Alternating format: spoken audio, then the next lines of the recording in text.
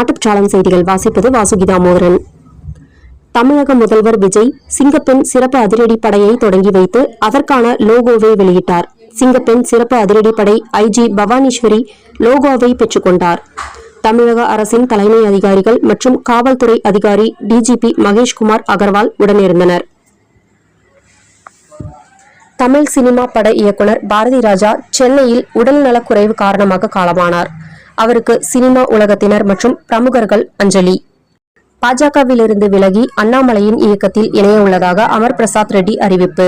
ஒரு குடும்பத்தின் கட்டுப்பாட்டில் திமுக இருக்கிறது என்றால் தமிழக பாஜக 4-5 பேர் கட்டுப்பாட்டில் இருக்கிறது.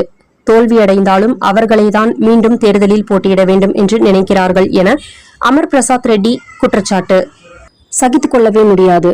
பெண்களுக்கு எதிரான குற்றங்களை இனியும் வேடிக்கை பார்த்துக் கொண்டு சகித்துக் கொள்ள முடியாது என சிங்கப்பெண் சிறப்பு அதிரடி தொடக்க விழாவில் தமிழக முதல்வர் விஜய் பேச்சு. சீனாவின் மருத்துவ விஞ்ஞானிகள் உடைந்த மனித எலும்புகளை வெறும் 3 நிமிடங்களில் சரி செய்யும் எலும்பு பசையை உருவாக்கி சாதனை.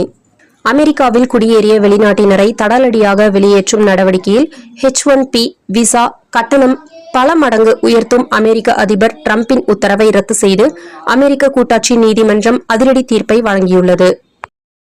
மாதம் தவறாமல் வெளிவரும் நாட்டுப்பற்றாளன் பத்திரிகையின் செய்தியாளராக பணிபுரிய விருப்பம் உள்ளவர்கள் கீழே உள்ள நிர்வாக அலைபேசி எண்களில் தொடர்பு கொள்ளலாம்.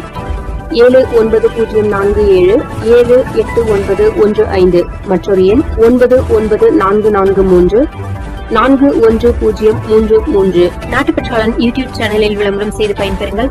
நமது நாட்டுப்பற்றாளன் செய்திகளை அறிந்து கொள்ள யூடியூப் சேனலை சப்ஸ்கிரைப் செய்யுங்கள்.